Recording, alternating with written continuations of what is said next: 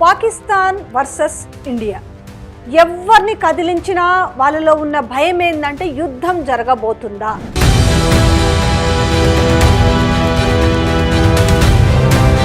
యుద్ధం ముంచుకొస్తుందా, ఒకవేళ ఈ యుద్ధం జరిగితే ఎవరి దగ్గర అసలు ఎంత సామర్థ్యం ఉంది. నిజంగానే ఒకవైపు ఏమో పాకిస్తాన్ ఏం చెప్తుంది, భారత్ గనక పరిమిత స్థాయిలో గనక చర్యకు దిగితే, సైనిక చర్యకు దిగే అవకాశం ఉంటే మా దగ్గర కూడా పూర్తి స్థాయిలో ఉన్నాయి. కానీ మొత్తం దక్షిణాసియా రాజకీయ వ్యవహారాల నిపుణులు ఏం చెప్తారంటే వద్దు, అసలు తొందరపాటు చర్యకు తీసుకోవద్దనేసి అటు వాళ్ళకు చెప్తుంది, ఇటు వీళ్ళకి చెప్తుంది. కానీ భారత ఆర్మీ సైనిక చర్యకు దిగితే స్పందించగల సామర్థ్యం పాకిస్తాన్కి ఉందని, అణ్వాయుధాలు పాకిస్తాన్ దగ్గర సమృద్ధిగా ఉన్నాయనేది వాళ్ళు ఆల్రెడీ చెప్తున్న వాదన.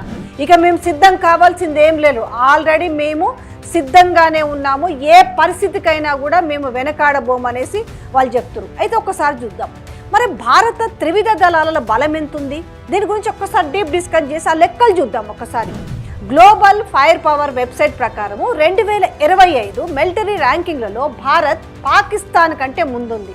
ఎంత ముందుందంటే 2025లో అంతర్జాతీయ సైనిక శక్తికి సంబంధించి 145 దేశాల జాబితాలో భారత్ వచ్చేసి 4వ స్థానంలో ఉంటే పాకిస్తాన్ ఎంత ఉందంటే ర్యాంక్ 12లో ఉంది. ఎట్లా చూసుకున్నా చాలా ముందుంది భారత్ అనే చెప్పాలి. అయితే భారత్ దగ్గర దాదాపు 22 లక్షల సైన్యం ఉంది, 4200 యొక్క యుద్ధ ట్యాంకులు, దాదాపు 150,000 armed vehicles, 100 self profiled artilleries, అలాగే 3975 టౌడ్ ఆర్టిలరీ ఉన్నాయి. దీంతో పాటు మల్టీ బ్యారల్ రాకెట్ ఆర్టిలరీస్ వచ్చేసి 264 ఉన్నాయి.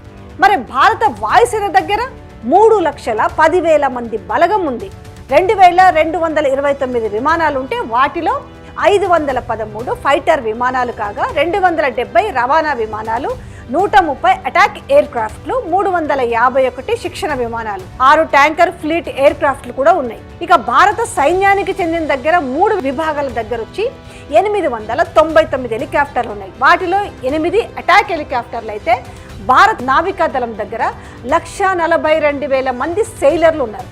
2 విమాన వాహక నౌకలు సహా మొత్తము 293 నౌకలు ఉంటే వాటిలో 13 డిస్ట్రాయర్లు, 14 ఫ్రిగేట్లు, 18 సబర్మెయిన్లు, 18 క్వరటీలు ఉన్నాయి. ఇక భారత ఆర్మీ పరిధిలోకి వచ్చేసి 311 ఎయిర్పోర్ట్లు, 56 పోర్ట్లు ఉన్నాయి. మరి ఇది బాగానే ఉంది. మరి పాకిస్తాన్ పరిస్థితి ఏంది, ఒక్కసారి అది కూడా చూద్దాం. పాకిస్తాన్ ఆయుధ సంపత్తి ఎలా ఉందనేది కూడా దీంట్లో చూడొచ్చు. ఒకసారి గ్లోబల్ ఫైర్ పవర్ ప్రకారం పాకిస్తాన్ సైన్యంలో దాదాపు 13,11,000 మంది సైనికులు ఉన్నారు, 1,24,000 మంది నావికాదళ సిబ్బంది, 78,000 వైమానిక సిబ్బంది.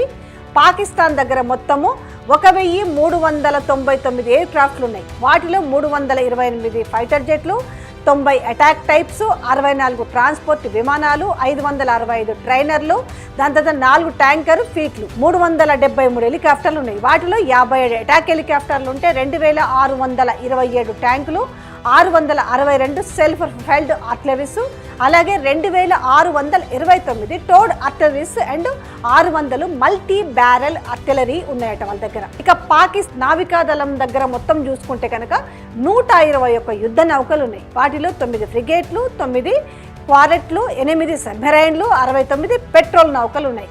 ఇక పాకిస్తాన్ ఆర్మీ పరిధిలో 3 పోర్ట్లు మాత్రమే ఉన్నాయి.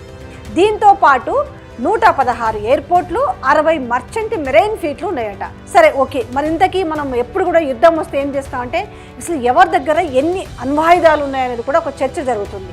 సో వీళ్ళ దగ్గర చూసుకుంటే కనుక అసలు ఎవరి దగ్గర ఎన్ని అణ్వాయుధాలు ఉంటే భారత్ దగ్గర ఎన్ని ఉన్నాయంటే 172 న్యూక్లియర్ వార్ హెడ్లు ఉండగా పాకిస్తాన్ దగ్గర 170 ఉన్నాయి. భారత్ దగ్గర ఎంత ఉన్నాయి? 172, వీళ్ళ దగ్గర 170. 2 డిఫరెన్స్ ఉందంటే. 2 దేశాలు ఎన్ని అణ్వార్ హెడ్లను మోహరించాయనే దానిపైన మాత్రం స్పష్టత లేదు. కానీ భారత్తో పోటీ పడడానికి పాకిస్తాన్ అణ్వాయుధాలు తయారు చేసుకుంటుంటే దీర్ఘశ్రేణి లక్ష్యాలను ఛేదించగల ఆయుధాల మోహరింపుపై భారత్ ఎప్పటికే దృష్టి పెట్టింది.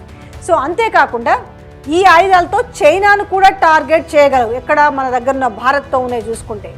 భారత్ పాకిస్తాన్లకు పొరుగు దేశమైన చైనా ప్రపంచంలో 3వ అతిపెద్ద అణ్వాయుధ సంపత్తి ఉన్న దేశము. అణ్వాయుధాలను 22% పెంచుకుంది. చైనా దగ్గర అణ్వార్ హెడ్లను 410 నుంచి 500కు చేరినాయి. ఇక రెండు దేశాల దగ్గర డ్రోన్స్ మీన్స్ అని అంటే యుద్ధంలో పాల్గొనడానికి దాని తీవ్రత ఎంత ఉంటుందనే డ్రోన్ల సంఖ్య కూడా చూద్దాం. భారత్ పాకిస్తాన్ డ్రోన్ల సంఖ్యను బాగా పెంచుకుంటున్నాయని గత ఏడాదిలోనే ఒక ఆర్టికల్లో కూడా బయటకు వచ్చింది ఎవరెవరి దగ్గర ఎన్నున్నాయని. వచ్చే 2 నుంచి 4 ఏళ్లలో డ్రోన్ల సంఖ్యను భారత్ దాదాపు 5,000కు పెంచుకుంటుందని రక్షణ రంగ నిపుణులు రాహుల్ బేది చెప్పుకుంటూ వస్తున్నాడు.